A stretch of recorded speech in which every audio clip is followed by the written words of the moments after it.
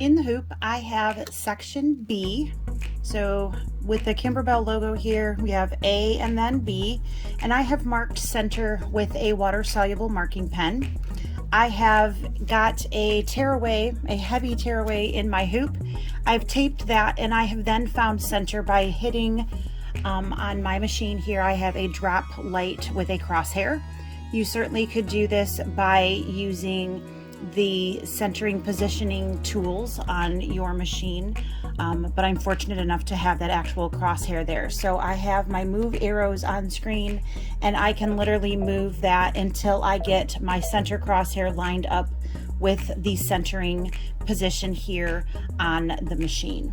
From this point, I am now I've added a basting stitch. Since I'm not using a sticky stabilizer, I am going to go ahead and baste this in position so that I don't have to worry about it shifting at all as I am doing my embroidery.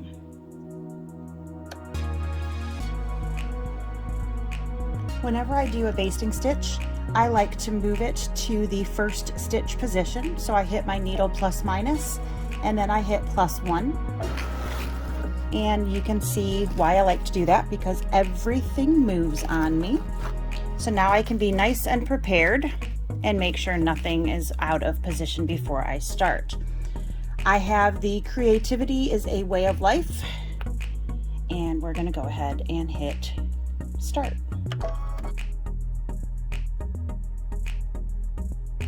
All right, so my first color stop is going to be for the flower bud stems. So I have a really pretty kind of bluish green color in. We're going to go ahead and stitch that.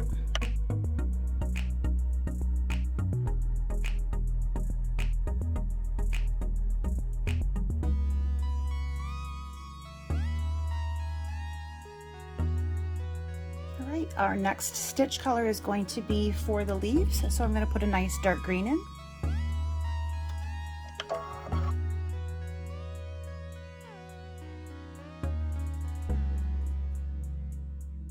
I apologize, I misspoke. Those were the stems. These are the leaves. I am doing those in both the same color.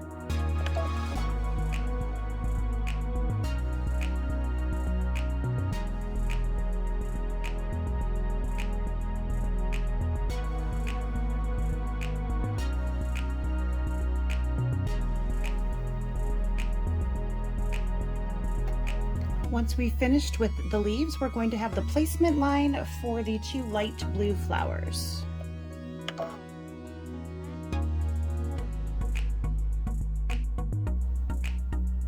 We're going to completely cover up those lines with our fabric, and then we're going to go ahead and tack those in place.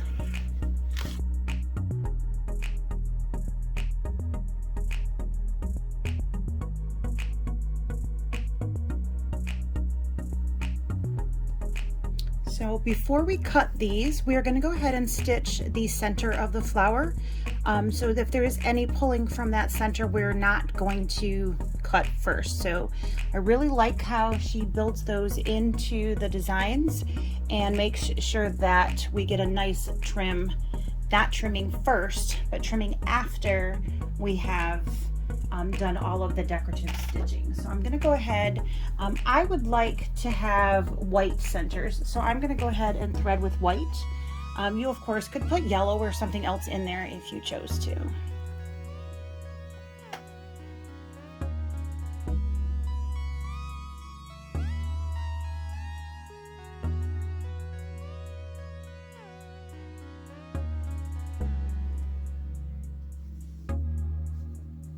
All right, at this point, we're going to go ahead and trim these.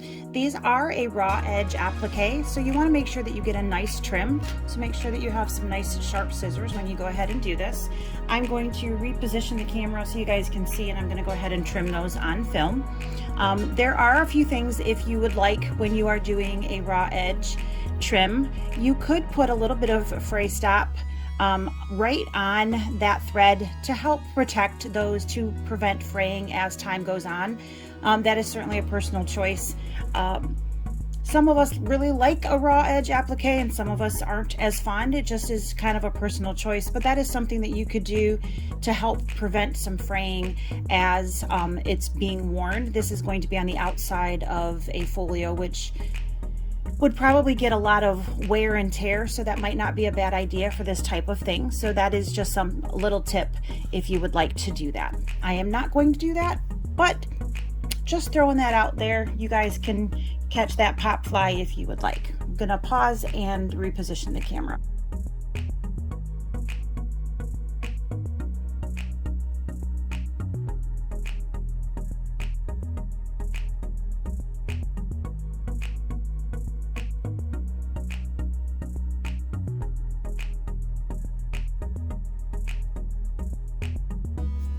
So I'm gonna get some snips and work into those little corners in there and get that a little tighter.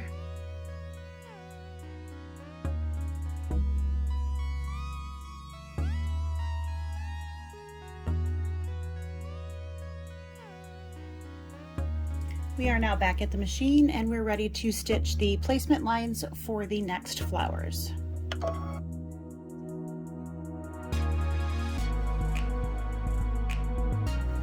ahead and cover those up with our fabric.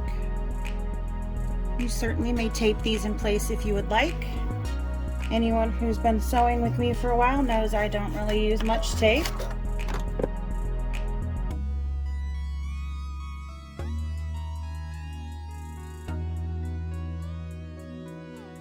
And once again, we want to stitch the centers before we do any trimming of that fabric. I am threaded back with white thread, and I'm going to go ahead and stitch that flower center, and then I'll go ahead and do the second.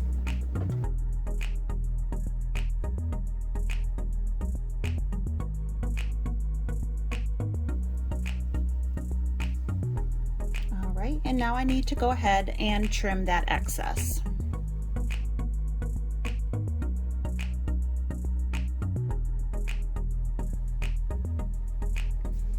We're going to completely cover those up.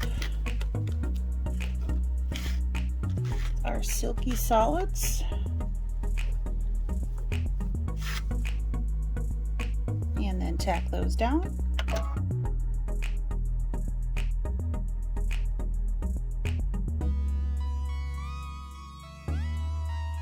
And now we're going to go ahead and change for the centers of those flowers to the white.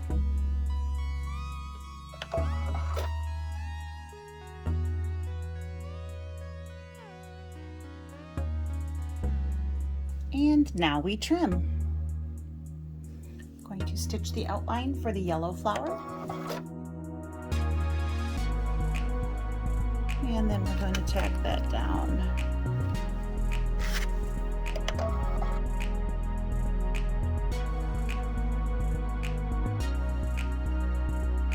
We are now going to stitch that flower center. I'm going to go ahead and change that thread.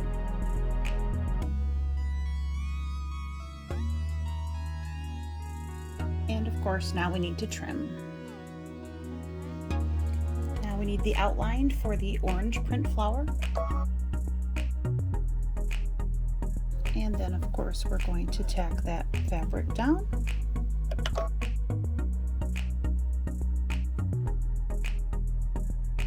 Now white for the center of that.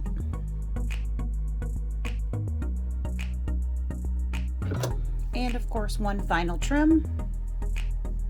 Once we have the final applique trimmed, it's going to stitch a flower here, and then there is one of the same color, if you choose, of course, going to be here. But in the color stops, there is the centers first. So I'm actually going to stitch this one and then jump ahead and stitch this one, then go back and do the centers. So first things first, let's go ahead and stitch that flower.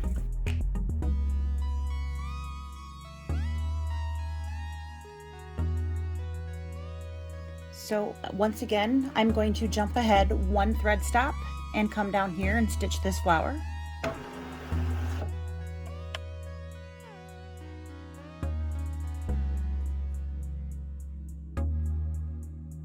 I am now going to back up and do the center flowers for the top one.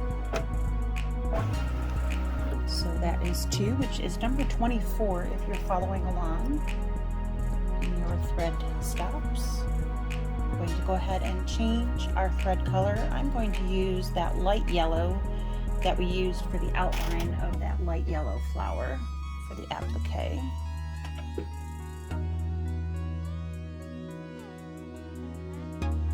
And again, jump color to number 26 and stitch the center of this one.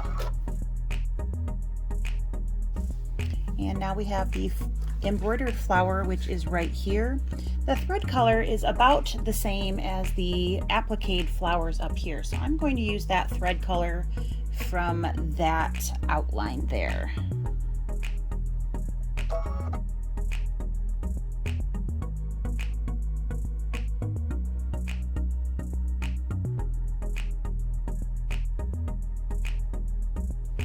One more flower center. I'm going to go ahead and make that guy yellow as well.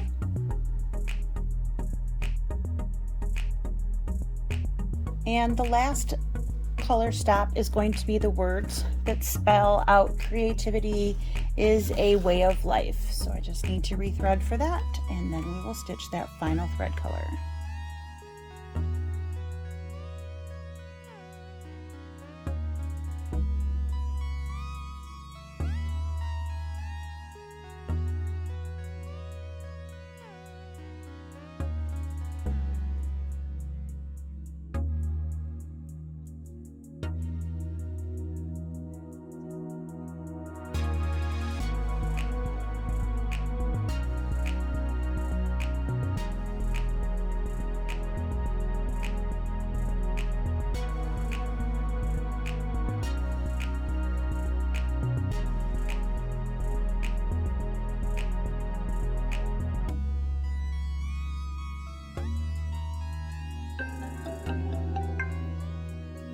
And there we have it. That section is all complete.